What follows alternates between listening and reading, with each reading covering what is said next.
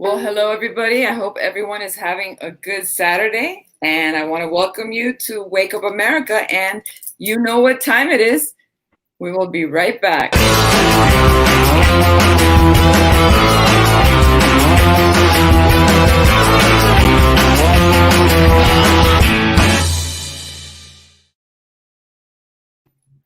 Hi. So today I have a very special guest with me. It is Patricia Elliot. Hi, Patricia. How are you? I'm doing not too bad, Naomi. Thanks for having me on the show. No, I'm glad to have you. And you guys know the drill. Every week, I bring an entrepreneur to the hot seat and we talk about their younger years when they were facing their biggest challenges and struggles. And then we talk about how they overcame them to be the successful people and entrepreneurs they are today. So, Patricia, why don't you, now that everybody knows who you are, but why don't you say where you're from and what it is that you do? Well, I am from beautiful British Columbia. I've lived here my entire life. And I do two things. I'm a writer and I'm a security guard. That's fantastic. I love it. I love them both. So interesting. Right? Okay, so let's put you on the hot seat, Patricia. So let's talk about your younger years. Now, I know you've told me a little bit, but why don't you explain to everyone what was your biggest challenges when you were a teen, when you were young? I think one of my biggest challenges was being bullied. I was kind of bullied relentlessly from grade 3 till about grade 11. And so I think the biggest one was not losing who I was in the process. Yes. Because you start to want approval from other people. So, you try to fit in and do what you can to fit in, and it doesn't usually work. Oh, exactly. But you just said a lot in that little span of time. Because I want to first go in stages. So let's talk about the actual bullying first and how you felt and how it started to affect you. I say it first started when I had moved to a new school. I was in grade 3.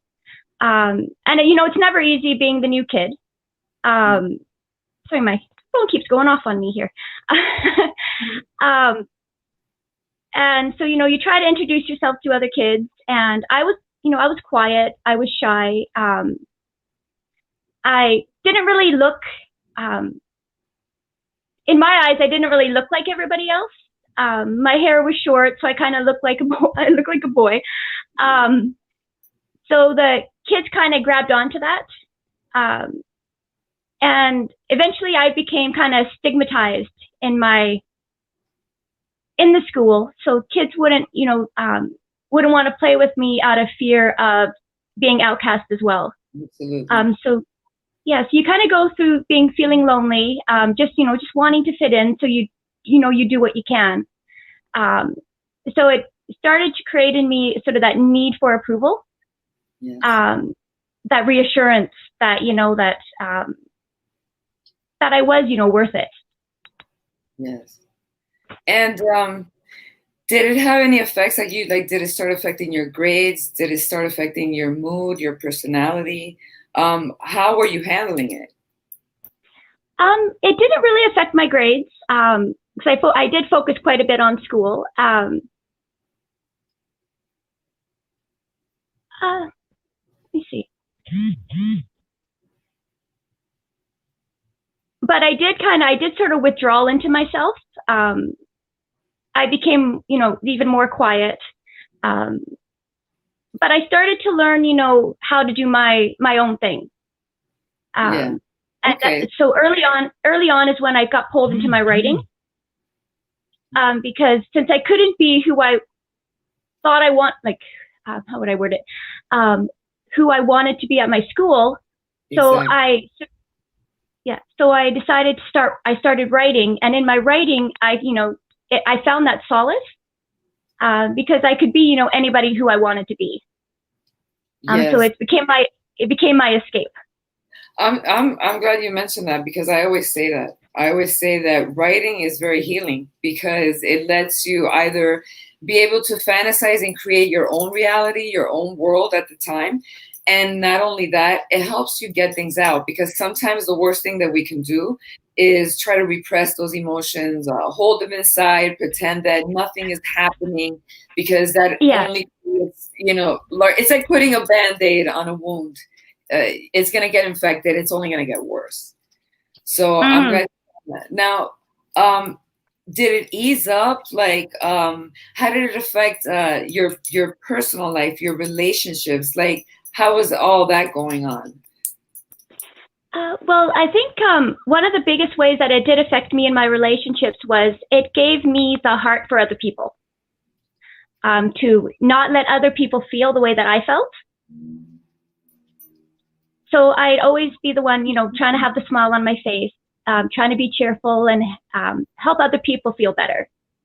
So it gave me that drive to never let anybody else feel that way. Well, that's fantastic. I mean, I'm really surprised that you were able to do that and not let it actually like get you down. So once the bullying stopped, how did it stop? And how did you get it to stop, like in 11th, 12th grade? And how did your life change after that? Did it have any effects in your life that you can see? Well, it stopped when I went into grade 12.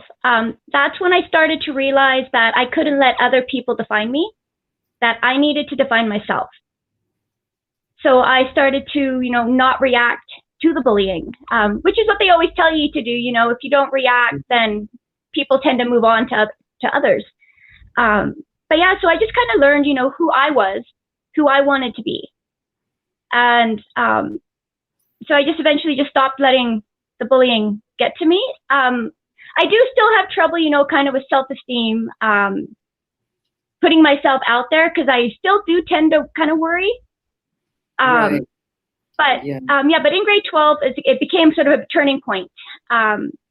But in terms of the bullying, I was called ugly. I was called ugly dog. I was stalked after school, where I would get beat up, and we had to get the police involved and stuff like that. And my parents did eventually put me in self-defense classes. Okay, yeah. How were they reacting to it? Wow, like it had to be hard on the entire family, something like that. Yeah, it wasn't easy, but even with like doing self-defense, you kind of learn your own. You learn your own limits. You learn how to sort of stand up for yourself. And not so much, where you go to, that you want to beat people up yourself, but you learn self-discipline. And I remember it was somewhat funny, because I had, there was one girl that wanted to bully me quite a bit, and she, followed me after school and stuff. And she came to one of my martial arts classes. And I kind of laugh about the story now, because it was quite comical. I had been in the martial arts, I guess, for quite a few months at that point, and she found out that I was there. Wow. So she came to my class, and I think that was the hardest I'd ever worked out in my life. So she told another girl the next day. She's like, I'm not after her anymore, but I'm not friends with her either. So it started to change, right? Yeah, so it started, it gave me more confidence in myself. So it did. I just started, trying to find out who I was, because you do lose yourself, because you're trying to, change for other people. Yes. I used to try to dress like everybody else, and if I did, it didn't help, because they would just turn around and say, "Ha ha, she's trying to fit in." Right, absolutely. So you got to kind of step back, and you need to kind of look at yourself and go, okay, well, who am I? Who do I want to be? And, because nobody else is going to live our life, so we have to do it ourselves. Absolutely. And when did you start asking yourself those questions? I think it was in my grade 11, grade 12 year, because I started watching how another girl was reacting to the bullying. And I started trying to help her to not react, and to, don't let anybody else define you. And and it's still a process like that's ongoing. Learning who we are, it's like a lifelong process. I always say it, absolutely. But Absolutely. so say I just started losing myself in my writing and finding out, who I was in that.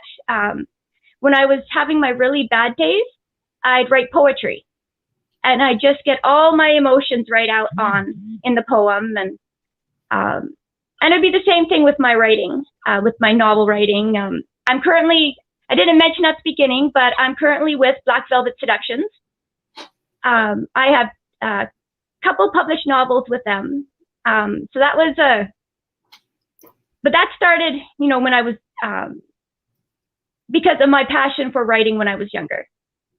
Yeah, but it's important to mention, because I always tell this to youth, the importance of writing and finding something that you love, because when you find something you have passion for, whether you create a vision or goal, and it doesn't matter what it is. Like if you say, well, I'm gonna get on the football team, or I'm gonna learn to play this instrument, or like I write.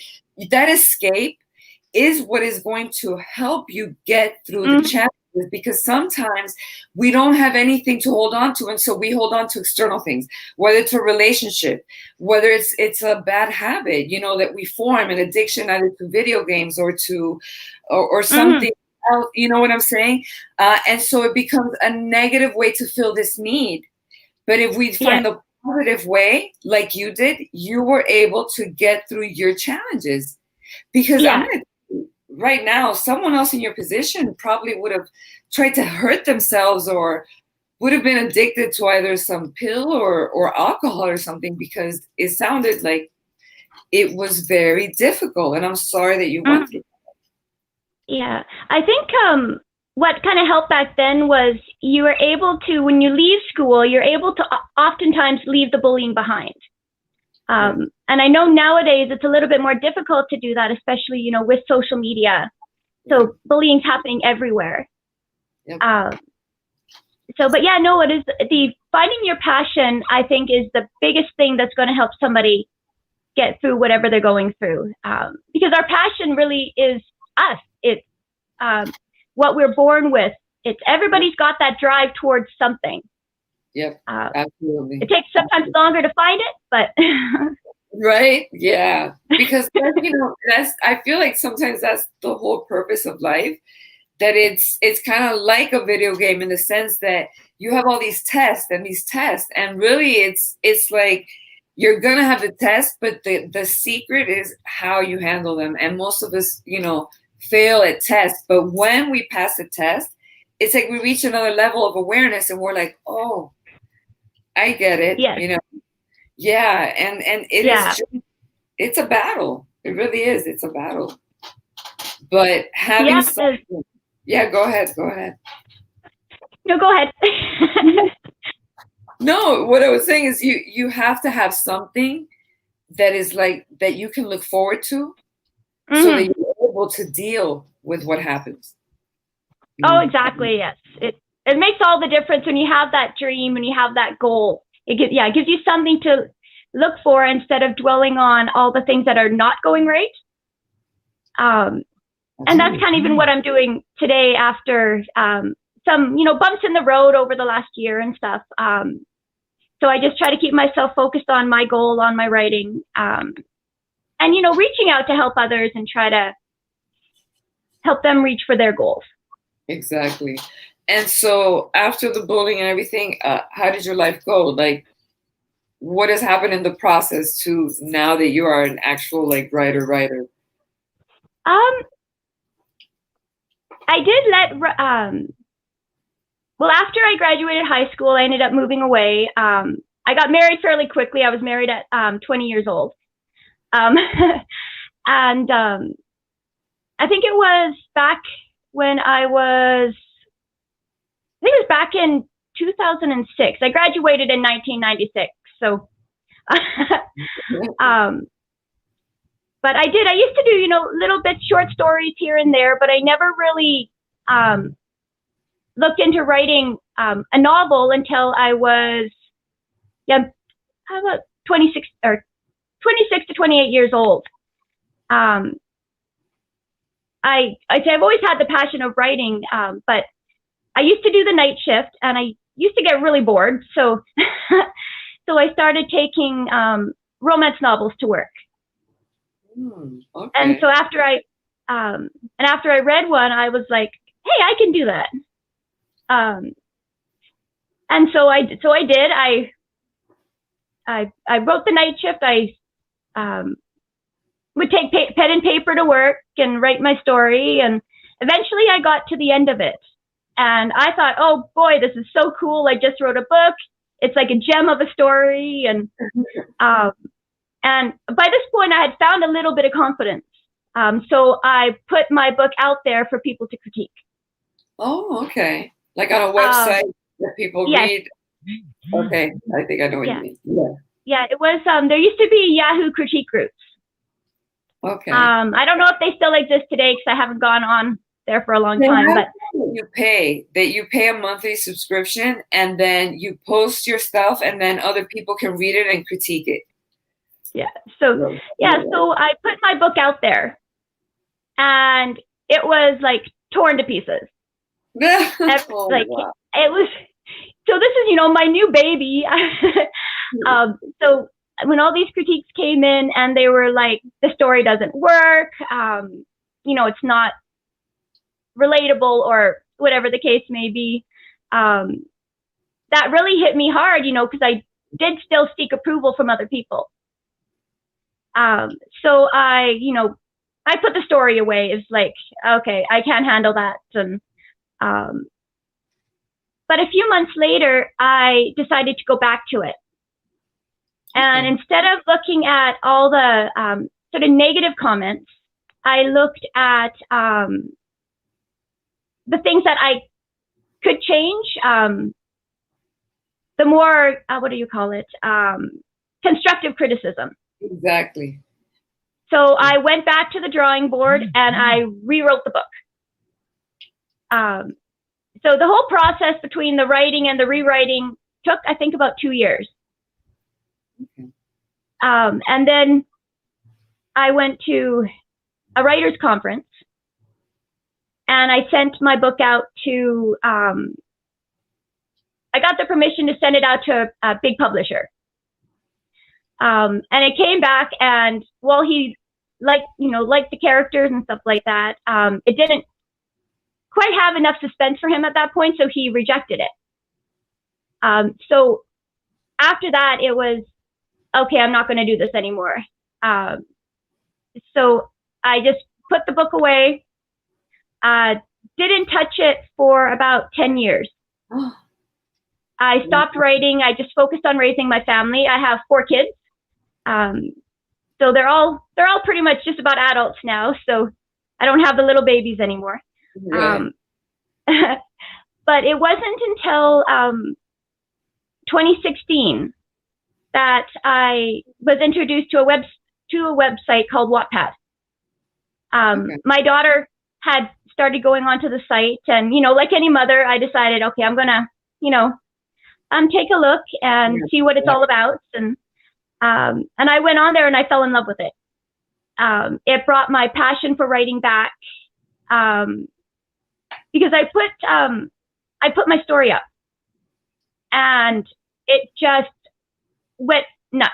I ended up getting over 1 million reads on it. Wow. And so I met a lot of people, and I met this one girl, Heather Teston. She told me, you need to send it to a publisher. And so she told me about Black Velvet Seductions. But before all this, it was another process. When I started putting the book up, I was starting to rewrite it again. And even before I sent it in, I did even more to try to make it as, the best as it could be. And just because of all the encouragement from them, I realized, that I'm not as bad as I thought I was. Even though, again, I'm still kind of seeking approval, I know, but in a sense, but it was like that, even if somebody else doesn't like something, somebody else will. Exactly. And what's most important is whether you believe in it. Yep. Whether you believe in your story and what you want to do, that's the most important. Yeah, and it's not going to be for everybody, but those who like it are going to love it, and that's what matters. You're catering to those people. I mean, there's 7 billion people in the world. Everybody, you know, and people are hard to please. I have to say, they're hard to please. So you just have to find something that you enjoy, so that you enjoy the process, and that won't matter as much, you know. But wow, you put it away for 10 years. Did you miss it in the meantime, or did life hit you so hard that you didn't even realize it till you saw that website again and you were like, oh wow? Yeah, it's well, as I say, I was raising 4 kids. They were all fairly close in age, except for our oldest. So at the time, I think because I think when I first wrote it, I had 3 kids like under 6 years old. So after that, I was like, okay, I'm just going to work. I'm just going to, focus on the family. But, over time, you do miss it. So when I found that site, it was just like a breath of fresh air. Wow. So it brought me back. I've written, I think, 7 novels now, since 2016. Congratulations. So thank you. It's, but yeah, so, seeing that some people are going to love something, some people are not going to love something, it just, opened my eyes to that there's something for everybody. Yeah. And so it's... Yeah, go ahead. So like one of there was a quote that I found a long time ago that has always been kind of my motto. If you believe it, you can achieve it. Yes. Well, I love the saying that says, whether you think you can or you can't, you're right. Mm-hmm. That's 100% true. But I want to ask you now, because, bullying is really big, especially in the United States. There's like 22% of kids that get bullied, and cyberbullying is up actually over 5%. Okay, so it's a big deal, and actually kids are even committing suicide for stuff like this. So kids are going to be watching. What advice would you give a kid now that you are here, that you wish you would have known when you were, getting bullied and you were feeling the way you were feeling and you were reacting and you wish you would have known? Like, what could you say? I think it would be that it doesn't last forever. And that it doesn't define them. They are worth it. They are unique. They are special. You're your own person. And that's not you. Like, there's nobody else like you. And so, you have to just take it kind of one day at a time, one step at a time. Find out what you love and just focus on that. It's going to help you go a long ways. And, just to use it to help other people. If you see somebody that's not, that's either being bullied or, sitting off by themselves, you can be that one person that makes them smile. Okay. So, because I was going to ask you exactly that. Like, what strategy could could they use? So that's one, being there for others, because sometimes we get so wrapped up in ourselves that, and fortunately we all do this. We kind of feel a little bit victims, and although we are victims, but when we play the victim, it only gets harder for us to get out of it and actually get out of the situation. We have to make it bigger. So that's a great point. Being able to. Because you take it, you internalize quite a bit of it. And you can get lost in your own head if you sit there focusing on it. And this is one of the things I encourage people to not spend as much time on social media, to know, when you need to step back, and, take a breath, remember who you are, like even, just looking in the mirror every day, because we all get those negative thoughts that go through our head. We all get them. I'm not, they say you say your mind, I'm tripping over my words. You always hear in your own mind, negative stuff. Yep. And if we focus on that, it tends to be more of what we focus on.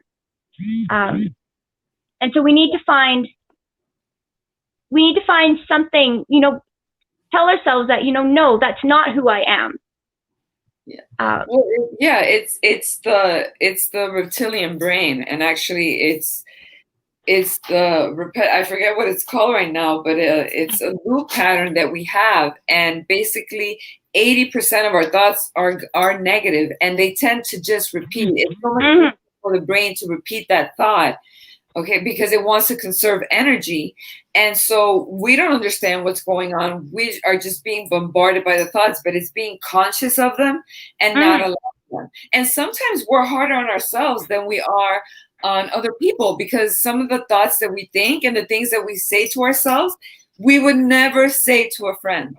But, we call ourselves worthless and stupid and not good enough. And, we would never talk like that to a friend. So it's like you said, looking at yourself in the mirror and being good to yourself.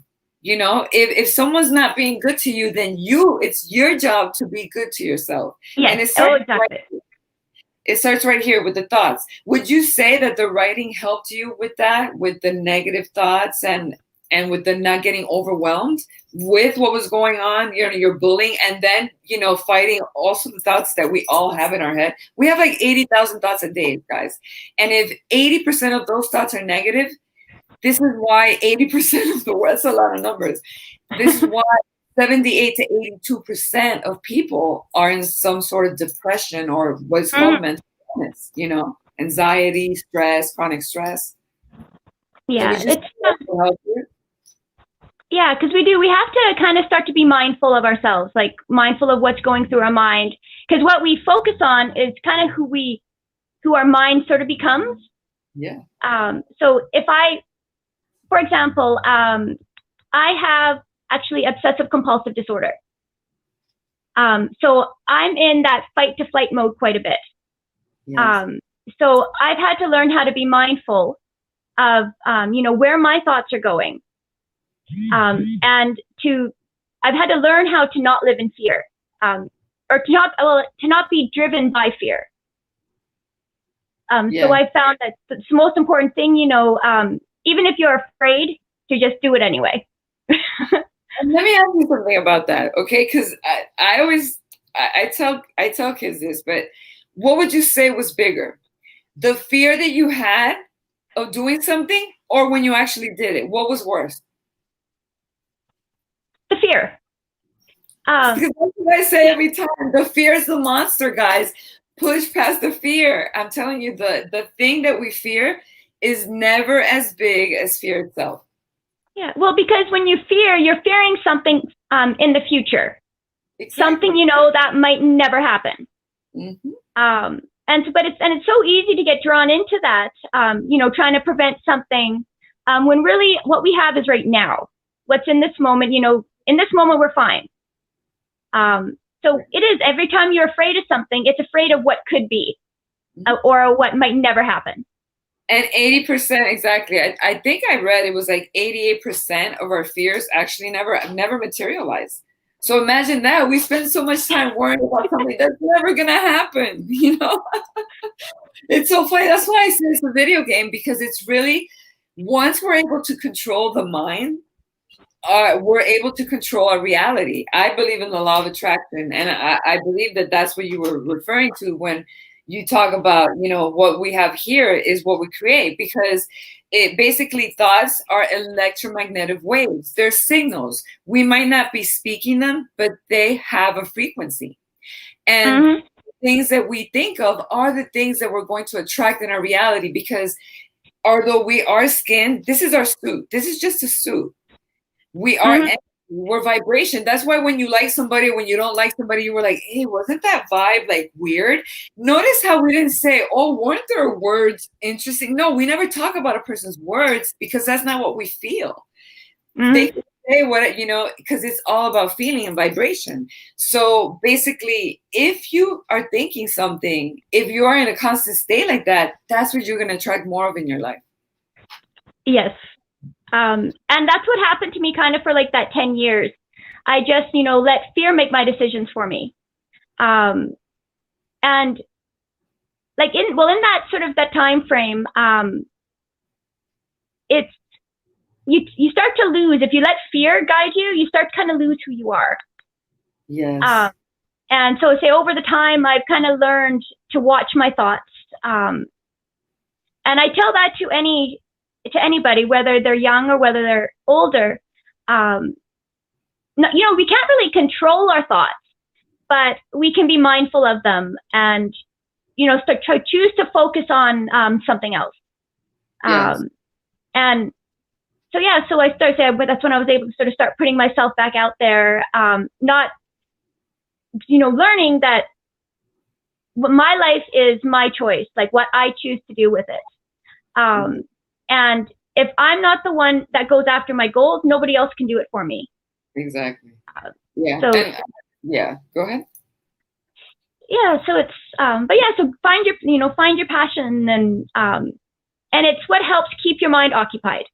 Yeah. And what is life really about? Like, if everyone notices, we're all like, oh my God, when I get this, like when you're young, it's like when I get these sneakers or when I get this video, Game Control for Christmas. And then what happens when you get it?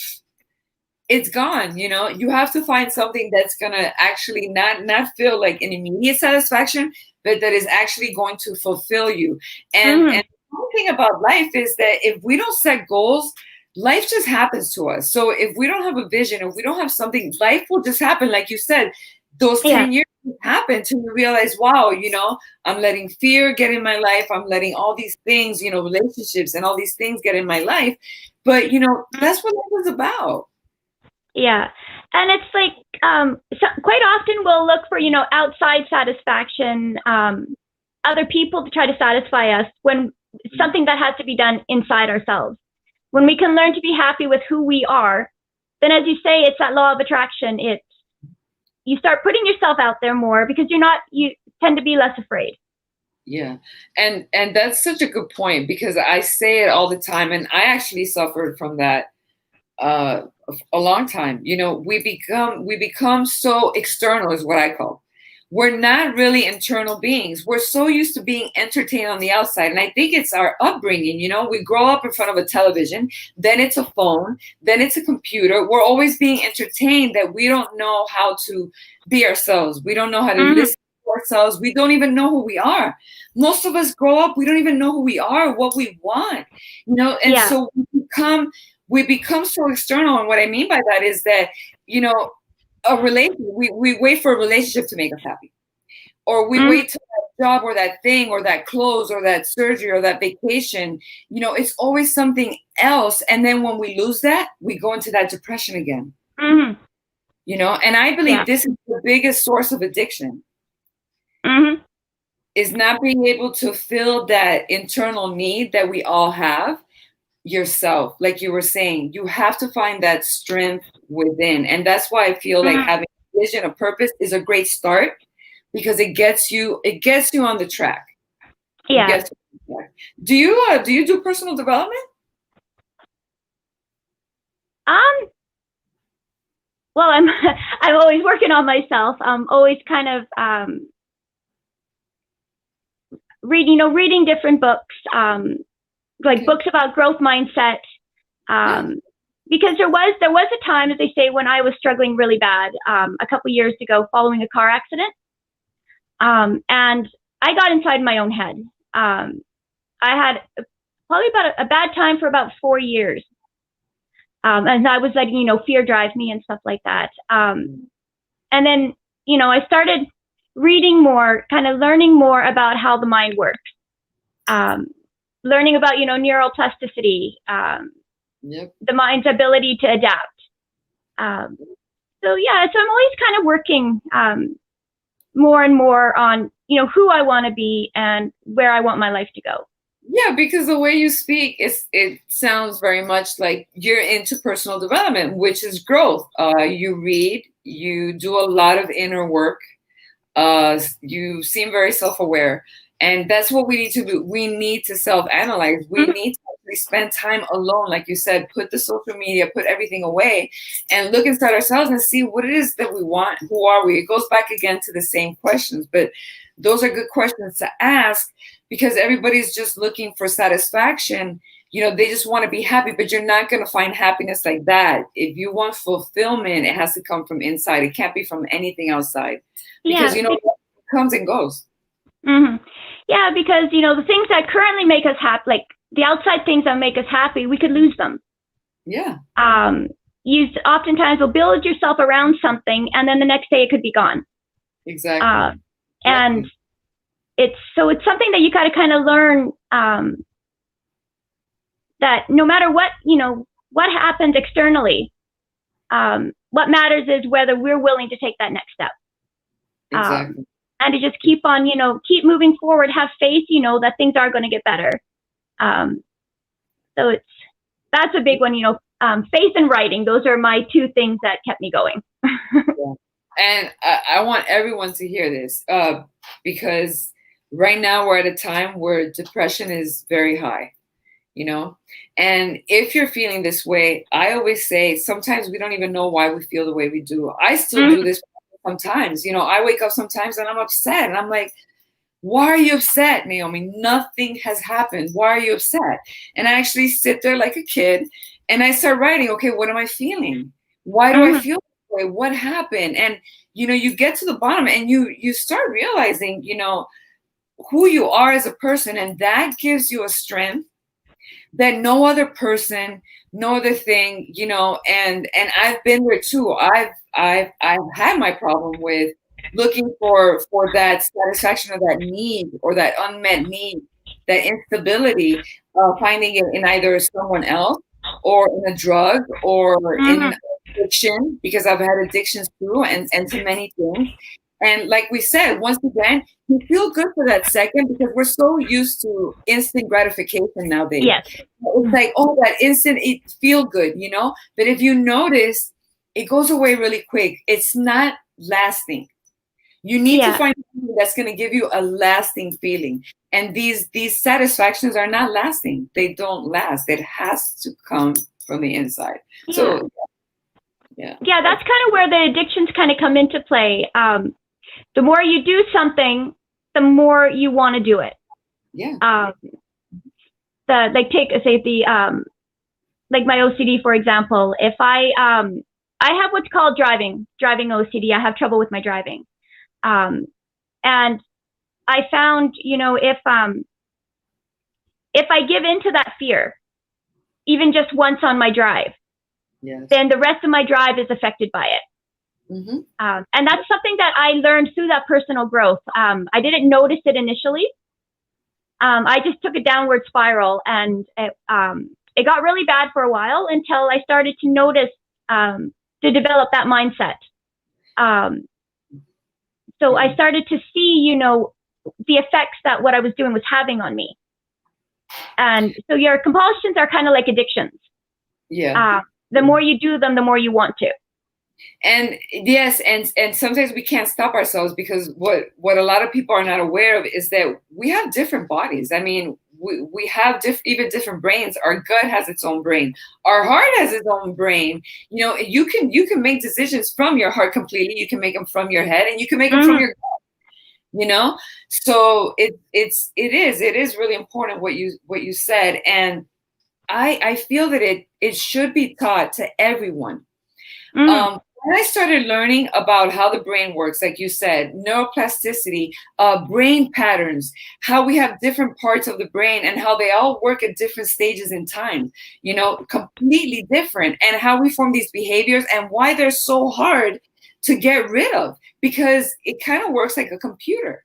If you keep on putting something in, that's what you get out. And we don't understand, oh my God, I can't change. It's so hard to change, but it's not impossible. And I feel like if we all knew these processes, we would not fall into depression. We would not fall into the habit or the loops, because we'd be saying, oh my God, I know what's going on here. Instead of thinking I'm crazy, or I'm a loser, or why do I keep thinking this? no, or I'm not good enough, because we never know what's going on in someone else's head. So we think it's only us, we think everybody else is okay. And that nobody else understands. Right? And then we're all feeling it, if we all knew this is how your brain works. This is how neuroplasticity, this is neuroscience, this is mysticism, this is the law of attraction, the laws of the universe. Put it all together, then you have a plan, Yeah, like I think one of the biggest things I had to learn was to stop saying I can't. I remember when I was having the really hard time, somebody brought to my attention that I kept on saying I can't do that. I can't, I can't stop. But in essence, can't, in a sense, doesn't exist. It's not I can't, it's I won't. Exactly. So as soon as you switch that frame of thinking, then it kind of opens up something else entirely. So I just want to point out, because I've been in the conversation and I didn't realize, I want to thank you guys so much for watching and for your comments. For example, Charlotte's Voice has been saying, she read your books, they're amazing. So, that's fantastic. And how she believes that writing helps. We have so many comments. Thank you guys so much. If you guys want to tell us where you're from, and if you're watching it live, or if you're catching it on the replay, it'll be even better for us. That way we know that you enjoy it, and we'll continue to do these shows and keep on inviting, wonderful guests as Patricia. So yeah, it's been a pleasure. It's been a pleasure to be here. I was nervous before, because I've never done a live interview. But this is again, putting yourself out there and, believing that you can do it. Okay, so tell me, was the fear worse? Oh, yeah. It wasn't that bad, right? It wasn't that bad. So, I just wanted to send out a special mention to Little Quail Press. A while back, Australia was having all those wildfires. Little Quail Press put together a charity anthology.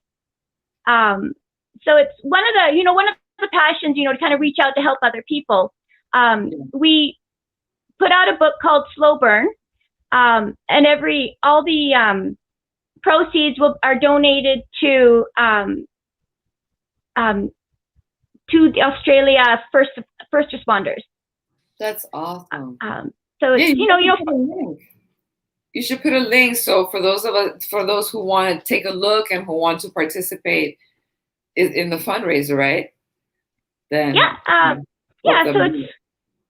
I'll put a couple links in the comments below for anybody who might want to purchase my books or or help out Australia by purchasing Slow Burn. Exactly. And thanks, Richard Savage is saying great interview with Patricia Elliot. You're doing so well. And we have so many more. And guys, it's time to go, but we want to thank you so much once again for being here. And thank you so much, Patricia, for doing this and for being so honest and open. Oh, my pleasure. I was happy to be here. All right. I was happy to be here. Yeah. Well, it's time. We're done. Until the next time, be legendary.